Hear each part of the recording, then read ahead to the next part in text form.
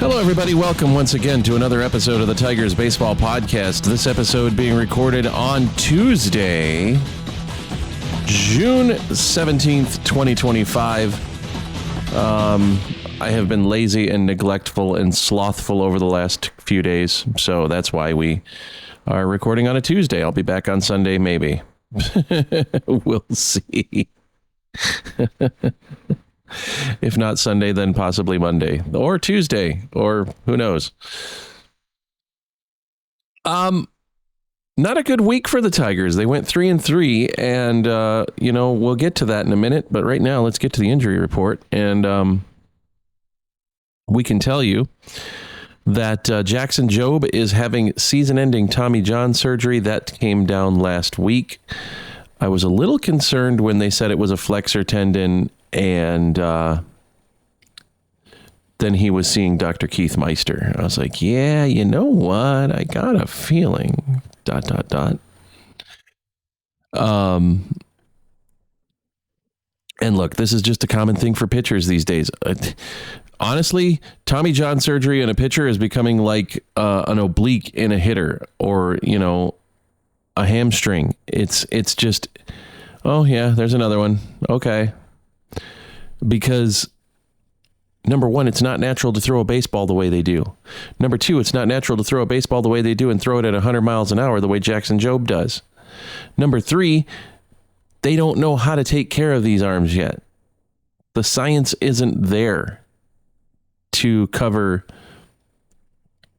what goes on in the arm and what causes the tears in the UCL and why it happens and how to keep it from happening.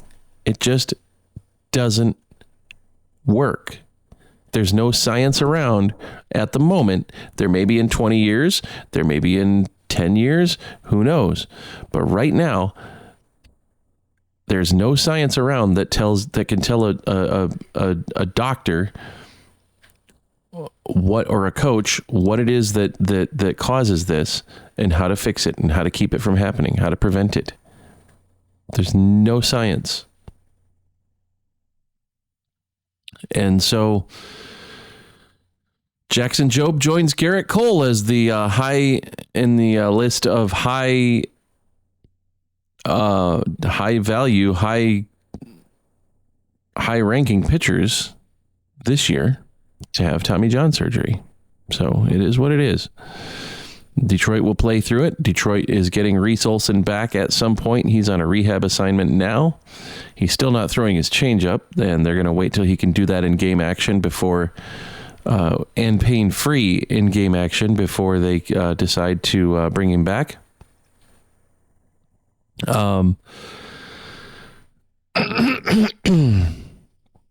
Alex Cobb is still rehabbing his hip inflammation issue, and we don't know how long that's going to take. But it's possible that he could join the team within the next few weeks. So they'll get through it. Sawyer Gipson-Long just got activated a couple of weeks ago. He's pitched well. And, of course, we've still got Kader Montero. There is no reason for people to think that this team is having too many issues when their depth is all that's being tested. They got these guys. They've got this depth for a reason, because they knew they were going to have injury issues. They didn't necessarily expect Jackson Jobe to go down for the rest of the year, but Casey Mize hasn't stayed healthy. He was on the injured list for a little while.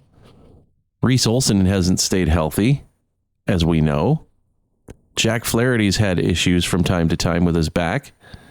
So they knew what they were getting into coming in, and so now they're dealing with what they need to deal with. Matt Vierling is in a rehab assignment right now. He probably won't take too much longer to come back. He DH'd on Friday and again on Sunday. He was in Detroit yesterday doing some tests. And so he'll probably, my guess is he's back end of the week, maybe beginning of next week against Minnesota, possibly against the Athletics. But who knows? You never know with these timetables, with these shoulder. Again, it's an injury that they don't have the science to predict. They just can't. So overall medicine is not something that you can just, oh yeah, this is going to happen this way. So, give it time. We'll figure it out.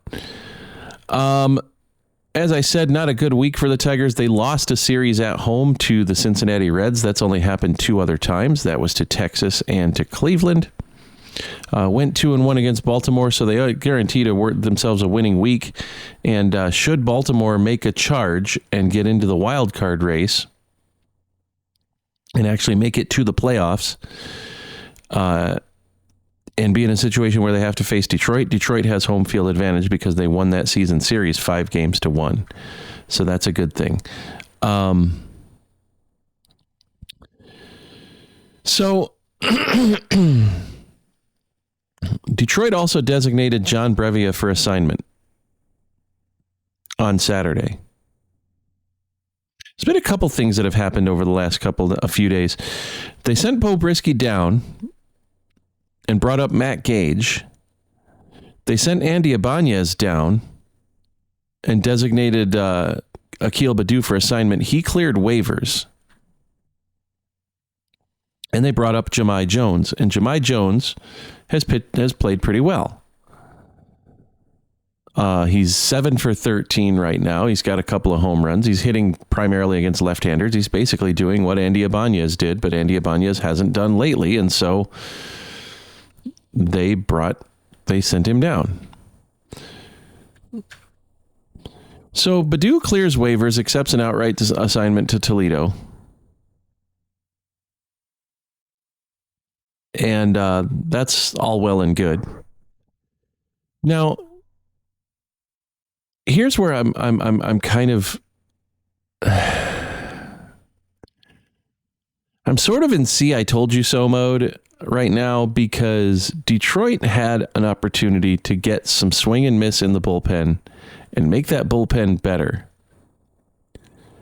And they did not do it. You had Carlos Estevez out there. Oh, by the way, Detroit also claimed Carlos Hernandez off of waivers from Philly in response to designating John Brevia. So you had Carlos Estevez out there. Not anymore. He's with Kansas City. You had Kyle Finnegan out there. Now he's with the Nationals. Tanner Scott, Kirby Yates, both with the Dodgers. Could have had those guys. Now, you wouldn't have been able to get Tanner Scott for cheap. Kirby Yates would have been a little bit more than you probably wanted to spend, but would have been worth it. Kyle Finnegan? He would have been a bargain. Okay, maybe you had to spend a little bit for Carlos Estevez.